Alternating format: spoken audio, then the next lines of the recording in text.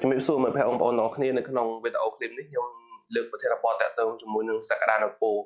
មែនទែនទៅមនុស្សយើងម្នាក់ៗគឺមាននៅសក្តានុពលផ្សេងគ្នាគឺមាននៅសក្តានុពលរៀងៗខ្លួនហើយជាទូទៅមនុស្សយើងតែងតែមាននៅជំនឿជឿជាក់ថាខ្លួនឯងអន់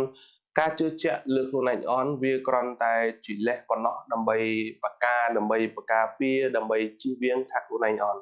មែនទែនទៅមនុស្សយើងម្នាក់គឺមាននៅសក្តានុពលមាននៅជំនាញផ្សេងគ្នាព្រោះអីពេលខ្លះយើងអត់បានសង្កេតតាមដាននៅសក្តានុពលរបស់យើងតែយើងសន្មត់ថាយើងអន់នេះវាគឺជាការយល់ច្រឡំមែនទែនអញ្ចឹងមនុស្សយើងម្នាក់គឺមាននៅ potential មាននៅទេពកោសល្យមាននៅសក្តានុពលផ្សេងគ្នាអញ្ចឹងពេលមួយទៀតបើសិនបើយើងទទួលបាននៅបរាជ័យនោះមិនមែនជាការបរាជ័យពិតប្រាកដទេដូចជានៅក្នុង Sing and Grow Rich ក៏គេលើកឡើងដែរគ្រាន់តែជាការបរាជ័យ temporary តែប៉ុណ្ណោះគឺជាការបរាជ័យបណ្ដោះអាសន្នអញ្ចឹងយើងត្រូវតែបន្តទៀតអញ្ចឹងភាគច្រើនយើងតែងតែសន្មត់ថាយើងបរាជ័យនេះគឺជាការបរាជ័យបណ្ដោះអាសន្នវាគឺជាតេស្តវិញ្ញាសាដើម្បីសាកល្បងនៅផ្លូវចិត្តរបស់យើងថាតើយើងអាចគ្រប់គ្រងជាមួយនឹងការបរាជ័យការប្រឈមនឹងយ៉ាងណាមែនទែនទៅបើសិនបើយើង fair យើងតែងតែគិតជាន័យ positive មានន័យថា first attempt in learning យើងត្រូវតែមានបំណងរៀនអំពីកំហុសខុសឆ្គងរបស់យើងតើយើងបានរៀនសូត្រអ្វីពីរបស់ទាំងអស់នោះមែនទែនទៅមេរៀនជីវិតគឺយើងត្រូវតែរៀនអំពីចំណុចខ្វះខាតដើម្បី Kaizen កែតម្រូវវាឲ្យវាប្រសើរបើមិនបើយើងមិន Kaizen កែតម្រូវវាទៅរកចំណុចល្អប្រសើរទេគឺវាអត់កើតទេណាអញ្ចឹងការទទួលស្គាល់កំហុសមិនមែនជាការបរាជ័យទេ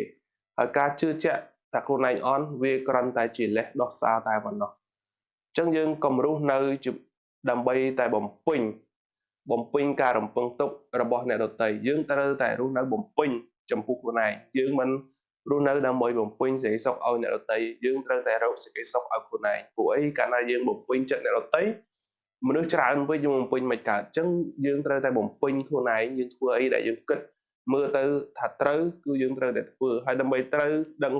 ខុសយើងត្រូវតែរៀនដើម្បីដឹងថាម្នាក់នោះចេះអានអក្សរខុសឬក៏ត្រូវទាល់តែយើងខ្លួនឯងគឺយើងចេះអានអក្សរចេះមើលអក្សរចេះប្រកបសិនតែបើសិនបើយើងអត់ចេះផងយើងមិនដឹងថាអ្នកនោះត្រូវឬក៏អ្នកនោះខុសអ្វីដែលច្រឡំជាច្រើននៅក្នុងសង្គមរបស់យើងពេលខ្លះខ្លួនឯងខុសតែមិននះថាខ្លួនឯងត្រូវទាំងដែលខ្លួនឯងមិនទាន់ចេះអានអក្សរតែទៅចាប់កំហុសអ្នកដែលចេះអានអក្សរស្ទាត់ថាគេខុសទៅវិញនោះវាគ្រាន់តែជាកិលេសឬក៏ជាអ្វីដែលយើងយកឃើញតែប៉ុណ្ណោះពេលខ្លះយើងមាននៃការយល់ច្រឡំជាច្រើនឧទាហរណ៍ថាយើងគ្រាន់បើជាងគេប៉ុន្តែយើងទៅចំណែកអ្នកក្រោមយើងប៉ុន្តែពេលខ្លះយើងក្រោមគេប៉ុន្តែយើងច្រឡំថាយើងប្រសើរជាងគេអញ្ចឹងមនុស្សយើងតែងតែមានការយល់ច្រឡំការភ័ន្តច្រឡំបែបនេះគឺជារឿងធម្មតាប៉ុន្តែអ្វីដើម្បីជៀសវាងការយល់ច្រឡំបែបនោះយើងត្រូវតែរៀនវឹកហាត់ខ្លួនឯងជាច្រើនកុំរស់នៅដើម្បីបំពេញការរំពឹងរបស់អ្នកដទៃយើងត្រូវតែរស់នៅបំពេញខ្លួនឯងយើងត្រូវតែរៀនតាមដានស្គាល់ខ្លួនឯងគឺជាចំណុចពិសេសស្វែងរកនៅសក្តានុពលរបស់ខ្លួនឯងហើយយើងត្រូវតែអ្វីដែលខ្ញុំចង់និយាយសំខាន់នៅក្នុងវីដេអូឃ្លីបនេះយើងត្រូវតែដកខ្លួនពីកាតព្វកិច្ចរបស់អ្នកដទៃកាតព្វកិច្ចរបស់អ្នកដទៃឲ្យអ្នកដទៃធ្វើឲ្យអ្នកដទៃបំពេញយើងមិនត្រូវតែបំពេញកាតព្វកិច្ចរបស់អ្នកដទៃទេមិនថាជាបងមិនថាជាប្អូនជាមិត្តភក្តិអីក៏ដោយដកខ្លួនពីកាតព្វកិច្ចរបស់អ្នកដទៃបើសិនបើយើងហ៊ានតែបំពេញកាតព្វកិច្ចអ្នកដទៃវានាំទុក្ខដល់យើងរឿងរ៉ាវជាច្រើនដែលពេលខ្លះយើងភ្លេចគិតយើងបំពេញកាតព្វកិច្ចរបស់អ្នកដទៃឧទាហរណ៍ថាមិត្តភក្តិរបស់យើងគាត់ខ្ចីលុយ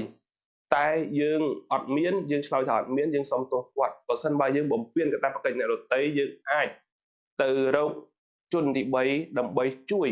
តែវាធ្វើឲ្យមានបញ្ហាដល់យើងប៉ុន្តែករណីដែលយើងអាចជួយបានវាមិនប៉ះពាល់ដល់ហិរញ្ញវត្ថុរបស់យើងត្រូវតែជួយអ្វីដែលមិនធ្វើឲ្យប៉ះពាល់របស់យើងត្រូវតែជួយប៉ុន្តែបើសិនមកយើងគ្មាននៅលទ្ធភាពនៅក្នុងការជួយទេយើងមិនអាចជួយបានធ្វើម៉េចក៏បំពេញកាតព្វកិច្ចរបស់អ្នកដទៃយើងត្រូវតែធ្វើទៅតាមមានព្រំដែននេះគ្រាន់តែជាឧទាហរណ៍មួយហើយការបំពេញកាតព្វកិច្ចអ្នកដទៃមានន័យថាការងារដែលយើងត្រូវបំពេញយើងត្រូវតែធ្វើហេតុអីយើងទៅចេះដឹងការងារអ្នកដទៃទាំងដែលខ្លួនឯងមិនទាន់ល្អផង ចឹងរឿងរ៉ាវជាច្រើននៅក្នុងជីវិតនេះគ្រាន់តែជាការឧទាហរណ៍មួយតូចៗដែលយើងមេរៀនជីវិតទាំងអស់វាមិនមាននៅក្នុងសាលាទេយើងជួបយើងដឹងហើយរឿងរ៉ាវជាច្រើនហើយអ្វីដែលសំខាន់ចូលយកខ្លួនឯងកុំទាមទារពីអ្នកដទៃយើងត្រូវតែធ្វើខ្លួនជាអ្នក giver ជាអ្នកឲ្យកុំចង់បានពីអ្នកដទៃអញ្ចឹងយើងត្រូវតែធ្វើខ្លួនជាអ្នកឲ្យ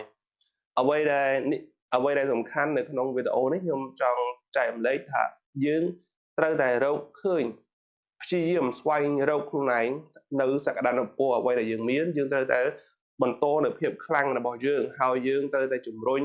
យើងត្រូវតែរៀន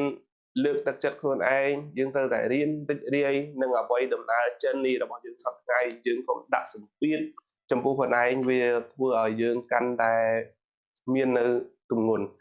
ដូច្នេះហើយអ្វីក៏ដោយភាពរីករាយគឺជាអ្វីដែលយើងជ្រើសរើសយើងយកអញ្ចឹងយើងជ្រើសរើសរីករាយឬក៏មិនរីករាយវាអាស្រ័យទៅលើយើងជាអ្នកជ្រើសរើសអញ្ចឹងអ្វីទាំងអស់វាអាស្រ័យទៅយើងវាជា choice ឲ្យយើងរើសតើយើងរើសភាពរីករាយឬកើតទុក្ខយើងរើសភាពសប្បាយឬក៏មិនសប្បាយហើយអ្វីដែលសំខាន់យើងព្យាយាមស្វែងរកខ្លួនឯងអ្វីដែលជា potential អ្វីដែលជាទេពកោសល្យអ្វីដែលជាសក្តានុពលរបស់យើងយើងត្រូវតែរៀនមើលខ្លួនឯងហើយបន្តវារៀនអ្វីដែលថ្មីថ្មីដើម្បីឲ្យដំណើរ journey ដំណើរជីវិតរបស់យើងវាមានភាពរីករាយសប្បាយអញ្ចឹងខ្ញុំគិតថាវីដេអូនេះសូមបញ្ចប់ប៉ុណ្ណឹងហើយមុននឹងបញ្ចប់សូមពឹងបងប្អូនចុច subscribe មួយដើម្បីជួបគ្នានៅវីដេអូថ្មីៗជាច្រើនទៀតបាទសូមអរគុណនិងជម្រាបលា